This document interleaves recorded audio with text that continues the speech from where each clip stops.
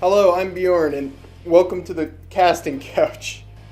I can't say that. We can't do that. But hey, I'm literally on a couch and we're casting a movie. You know what? That's right. I can get away with it. We're doing it.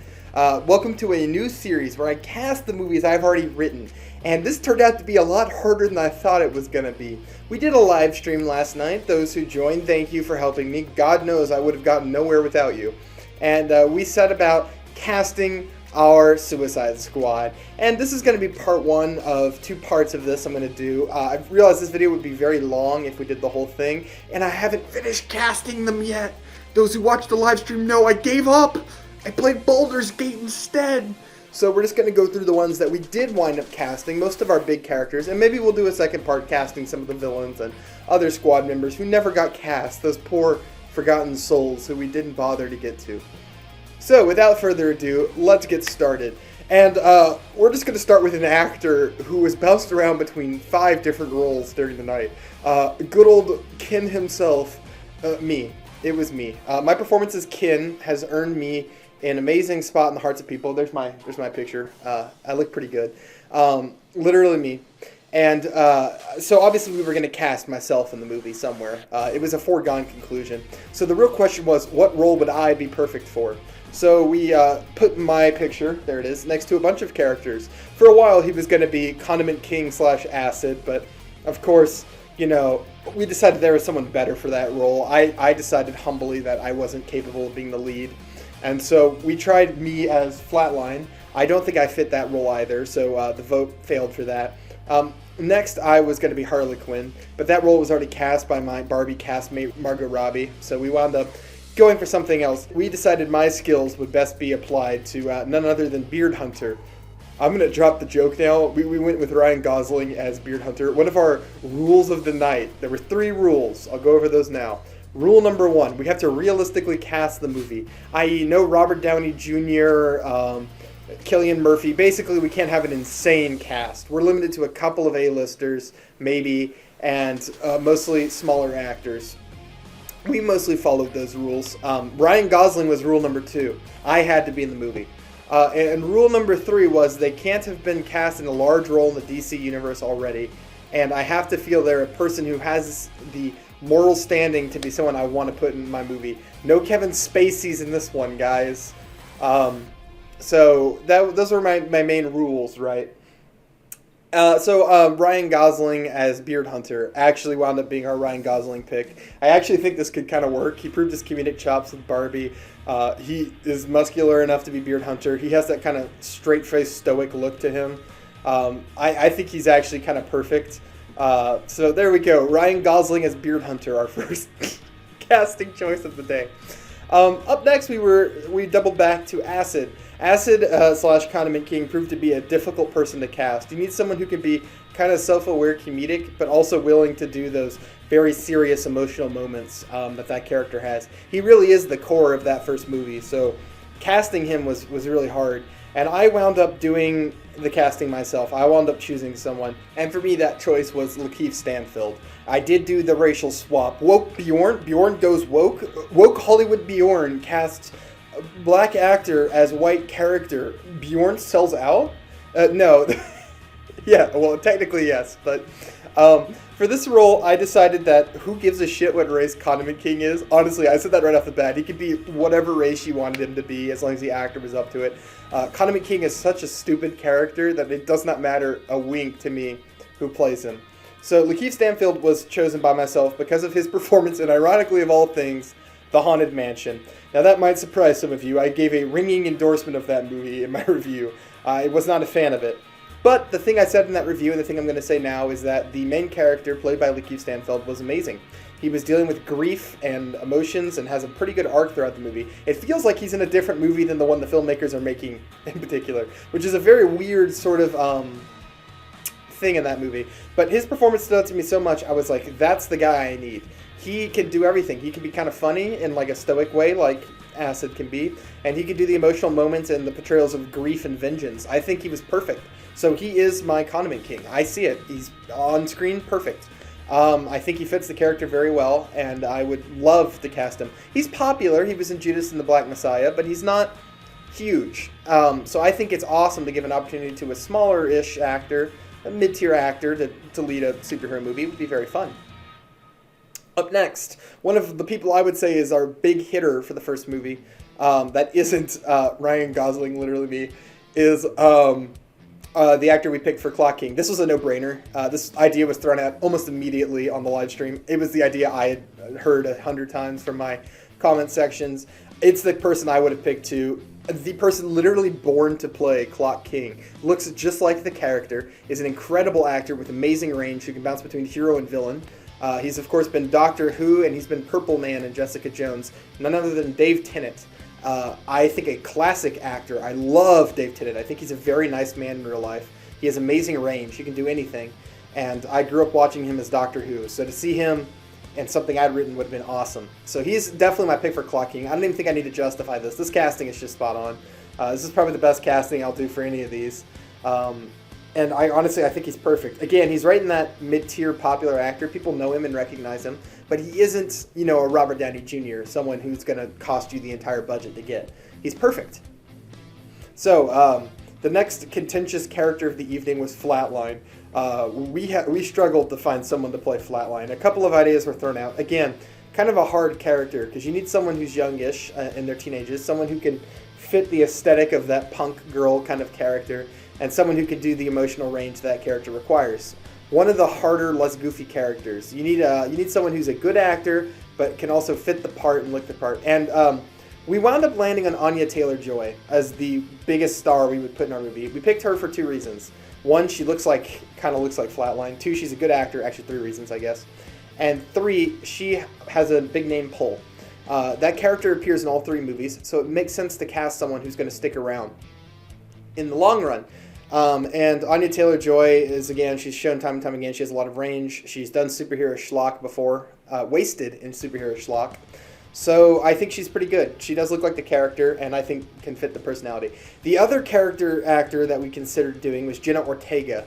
I went against Jenna Ortega because I want to use her for something else in Justice League Dark. And I think that's really the biggest actor we wound up going with for this entire franchise going forward. I think everyone else is just sort of actors that we liked that weren't necessarily huge names.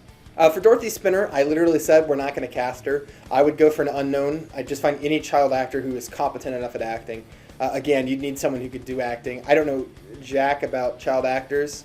So this would be one you would put a casting call out for sure. A couple of these would be, honestly, probably Flatline too. You'd put out a casting call for her. For the sake of this, we're not casting her, so when I don't do her, that's why. Next up, we've got Sportsmaster, and I basically immediately threw in my recommendation for this one, which we wound up going with. Jason Ackles of The Boys fame. I mean, come on.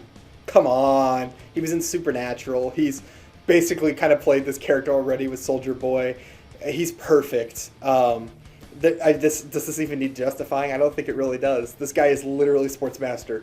He's fucking spot on. The only person who might do better is Anthony Starr. And I'll be damned if I cast Anthony Starr in a DC thing and he isn't Reverse Flash. I know people joke about that fan casting. That is actually perfect casting. And if Anthony Starr is not Reverse Flash, I am just going to be so upset.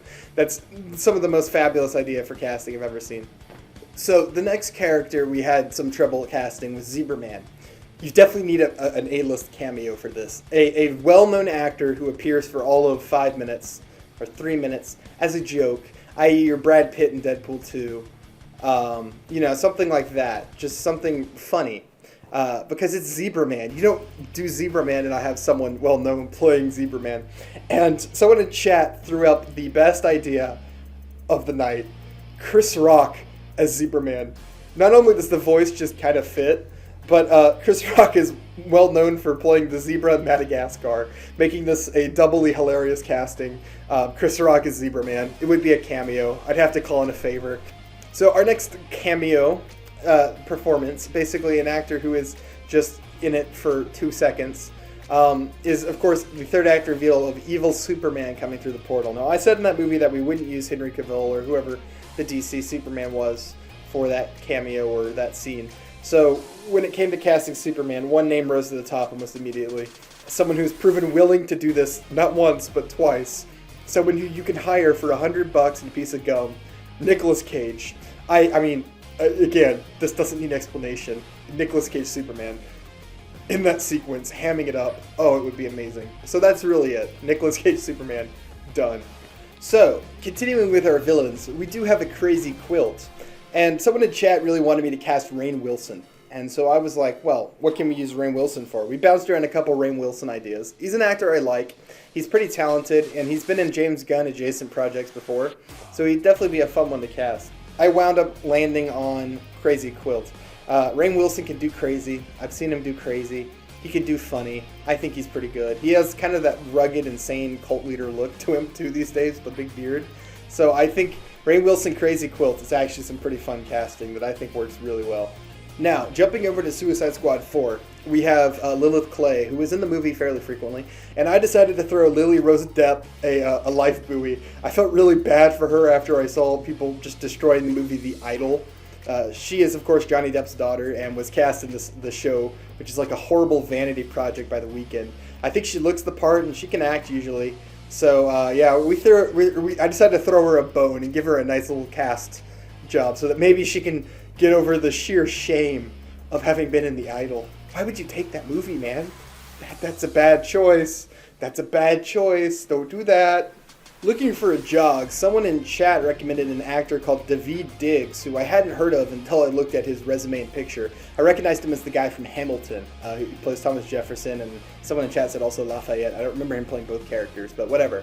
I remember him being pretty memorable in that play. And he looks perfect for Jog, and he seems to have some pretty good acting chops, so why not? He's our Jog. Daveed Diggs as Jog. Look at that. For the hat, we needed someone who was Asian, someone who can act as funny man, comedic relief, but also do some serious moments. And we wanted to do sort of a stunt casting with this one, a well-known-ish actor. Again, somewhere in that mid-high B-tier actor. And we wound up with Steven Yeun, an actor who I love. I think he's awesome in Nope. He's great in The Walking Dead, and the seasons of it I watched. I stopped watching The Walking Dead. He's also going to be in Thunderbolts, apparently, and I have no idea who he's going to play there, but I'm watching that with interest. And, I mean, obviously, the Hat, he's a winner. He's a very funny character. So we needed someone who I think can do comedy, and I've seen Steven Yeun be pretty funny before. I love him in Invincible, too. He shows a lot of range, Steven Yeun. So there you go. Steven Yeun as the Hat. So Chemo wound up being a tough one. This character can be anyone, in any race, doesn't matter. It's a man in a big robot suit. I wanted to cast around the right age, someone who has a lot of range, can play sympathetic and also very likable. And that actor is Dev Patel of Slumdog Millionaire fame. More recently, he was in The Green Knight. And this guy is very talented. He's an actor I love in almost everything I see him in. I've always liked him. And I feel like his career has always been kind of defined by his unfortunate appearance in Avatar: The Last Airbender as Zuko. He wasn't even terrible in that movie. Like, arguably that casting could have been good in another movie, right? Like, if he wasn't in M. Night Shyamalan Ding Dong's Avatar: The Last Airbender. And, you know, that's sort of been like a shadow over his whole career. He was even in the news recently for breaking up a knife fight without a weapon.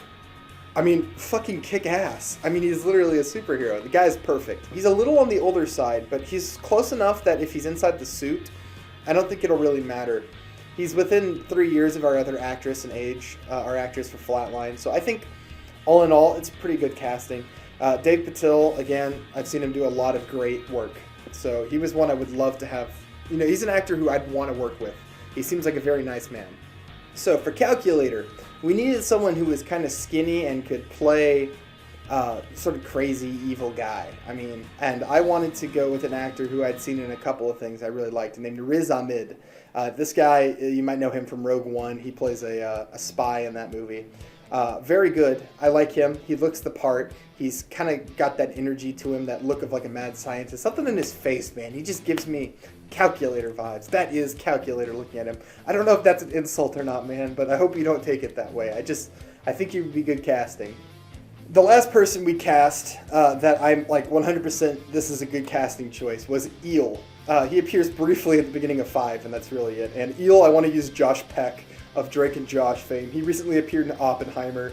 The fact that he's working again, he seems like a very nice guy. He has the right look, and he's done the kind of goofy character before, right? So he seems perfect. I think it would be a fun actor to have a cameo, basically. And so we'll do part 2 coming up soon, where we'll focus more on 4 and 5, casting the rest of the characters. Obviously, our Nightshade is the hard one we could not cast. If you have any ideas for actors that are better than the ones I casted, or for characters I haven't cast yet, let me know down below. We'll get to those in part 2.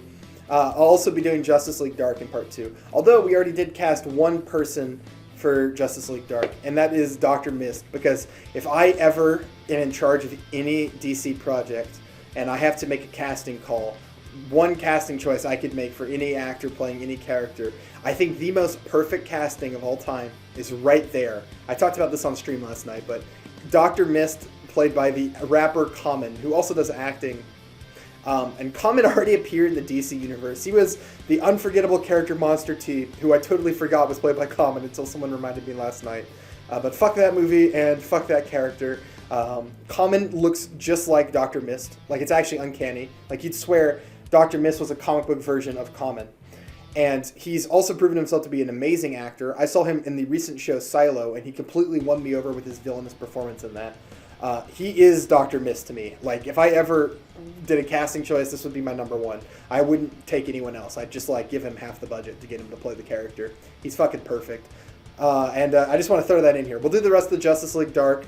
We'll do the rest of 4 and 5, and some of the stragglers from 3 we didn't cast yet.